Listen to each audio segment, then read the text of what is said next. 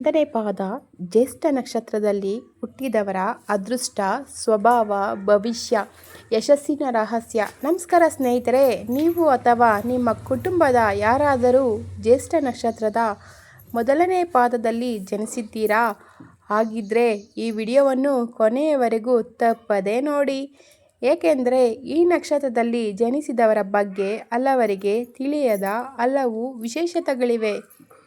ಇವರು ಅದೃಷ್ಟವಂತರ ಜೀವನದಲ್ಲಿ ಯಾವ ಕಷ್ಟಗಳನ್ನು ಎದುರಿಸುತ್ತಾರೆ, ಯಾವ ವಯಸ್ಸಿನ ನಂತರ ಅದೃಷ್ಟ ತೆರೆದುಕೊಳ್ಳುತ್ತದೆ, ಯಾವ ದೇವರ ಆರಾಧನೆಯಿಂದ ಉತ್ತಮ ಫಲ ಸಿಗಬಹುದು, ಈ ಎಲ್ಲ ವಿಷಯಗಳನ್ನು ಇಂದಿನ ವಿಡಿಯೋದಲ್ಲಿ ತಿಳಿದುಕೊಳ್ಳೋಣ. ಗಮನಿಸಿ, ಈ ಮಾಹಿತಿಯು ಜ್ಯೋತಿಷ್ಯ ಸಂಪ್ರದಾಯಗಳ ಆಧಾರಿತವಾಗಿದ್ದು ಇದನ್ನು ಜೀವನದ ಖಚಿತ ಭವಿಷ್ಯವೆಂದು ಪರಿಗಣಿಸಬಾರದು. ಭಾಗ 2. ಜ್ಯೇಷ್ಠ ನಕ್ಷತ್ರದ ಪರಿಚಯ. ಜ್ಯೇಷ್ಠ ನಕ್ಷತ್ರವು 27 ನಕ್ಷತ್ರಗಳಲ್ಲಿ ಪ್ರಮುಖವಾದದ್ದು. ಈ ನಕ್ಷತ್ರದ ಅಧಿದೇವತೆ ಇಂದ್ರ ಎಂದು ಹೇಳಲಾಗಿದೆ. ಗ್ರಹಾಧಿಪತಿ ಬುಧ.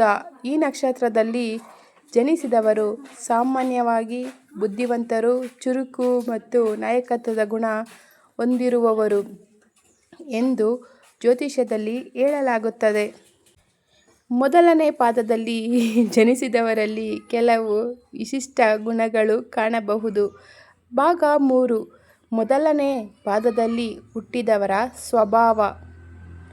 ಈ ಪಾದದಲ್ಲಿ ಜನಿಸಿದವರು ಆತ್ಮವಿಶ್ವಾಸ ಹೆಚ್ಚಿರುತ್ತದೆ.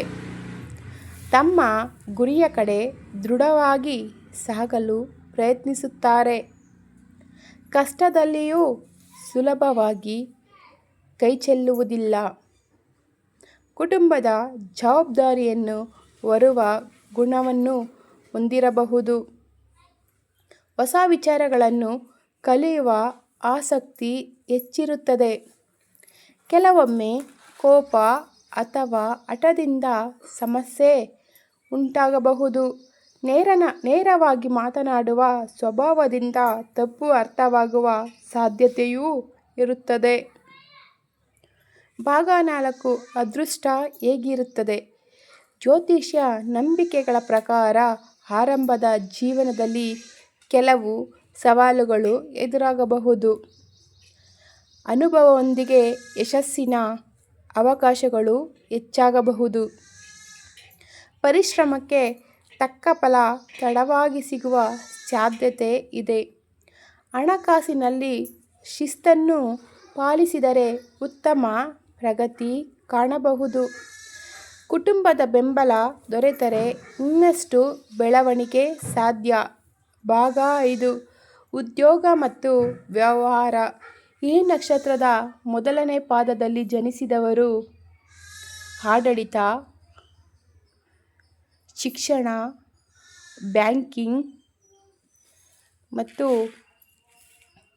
ಸರ್ಕಾರಿ ಸೇವೆಗಳಲ್ಲಿ ಸೇವೆ ಸಲ್ಲಿಸಲು ಬಯಸುತ್ತಾರೆ. ವ್ಯಾಪಾರ ವ್ಯವಹಾರಗಳಲ್ಲಿ ಆಸಕ್ತಿ ತೋರುತ್ತಾರೆ. ತಂತ್ರಜ್ಞಾನ, ಸಂವಹನ ಕ್ಷೇತ್ರಗಳಲ್ಲಿ ಉತ್ತಮ ಸಾಧನೆ ಮಾಡುವ ಸಾಧ್ಯತೆ ಇದೆ ಎಂದು ಜ್ಯೋತಿಷ್ಯದಲ್ಲಿ ಹೇಳಲಾಗುತ್ತದೆ. ಭಾಗ 6. ವಿವಾಹ ಮತ್ತು ಕುಟುಂಬದ ಜೀವನ. ಕುಟುಂಬಕ್ಕೆ ಹೆಚ್ಚಿನ ಮಹತ್ವ ನೀಡುವ ಗುಣವನ್ನು ಇವರಲ್ಲಿ ಕಾಣಬಹುದು. ಪರಸ್ಪರ ಗೌರವ ಮತ್ತು ಸಹನೆಯಿಂದ ಉತ್ತಮ ಕುಟುಂಬ ಜೀವನ ನಡೆಸಬಹುದು. ಭಾಗ 7. ಆರೋಗ್ಯ. ನಿಯಮಿತ ವ್ಯಾಯಾಮ ಮತ್ತು ಉತ್ತಮ ಆಹಾರ ಮತ್ತು ಸಮರ್ಪಕ ವಿಶ್ರಾಂತಿ ಆರೋಗ್ಯಕ್ಕೆ ಸಹಾಯಕ. ಯಾವುದೇ ಆರೋಗ್ಯ ಸಮಸ್ಯೆ ಕಂಡುಬಂದರೆ ವೈದ್ಯರ ಸಲಹೆ ಪಡೆಯುವುದು ಮುಖ್ಯ. ಭಾಗ 8. ಯಾವ ದೇವರ ಆರಾಧನೆ ಉತ್ತಮ?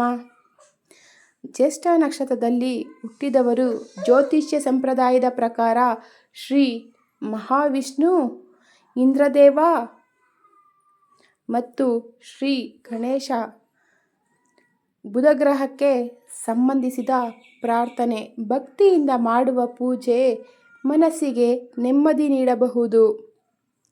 ಭಾಗ 9. ಮಾಡಬಹುದಾದ ಶುಭ ಕಾರ್ಯಗಳು ಯಾವುದಪ್ಪ ಅಂದರೆ ಪ್ರತಿದಿನ ದೇವರ ಸ್ಮರಣೆ, ಹಿರಿಯರಿಗೆ ಗೌರವ, ದಾನ ಧರ್ಮ ಮಾಡುವುದು, ಸತ್ಯ ಮತ್ತು ಪ್ರಾಮಾಣಿಕತೆ, ಕೋಪವನ್ನು ನಿಯಂತ್ರಿಸುವ ಅಭ್ಯಾಸ.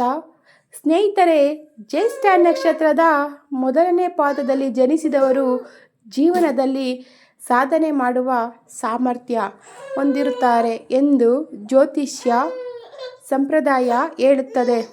ಆದರೆ ನಿಜವಾದ ಯಶಸ್ಸು ಪರಿಶ್ರಮ, ಉತ್ತಮ ನಿರ್ಧಾರಗಳು ಮತ್ತು ಸದ್ಗುಣಗಳಿಂದಲೇ ಬರುತ್ತದೆ. ಈ ವಿಡಿಯೋ ನಿಮಗೆ ಇಷ್ಟವಾದರೆ ಲೈಕ್ ಮಾಡಿ, ಶೇರ್ ಮಾಡಿ ಮತ್ತು ನಮ್ಮ ಶಿವಲೋಕ ಚಾನೆಲ್ನ ಸಬ್ಸ್ಕ್ರೈಬ್ ಮಾಡೋದನ್ನು ದಯವಿಟ್ಟು ಮರಿಬೇಡಿ. ತಮ್ಮ ಅಮೂಲ್ಯವಾದ ಸಮಯವನ್ನು ನೀಡಿದ್ದಕ್ಕೆ ಧನ್ಯವಾದಗಳು.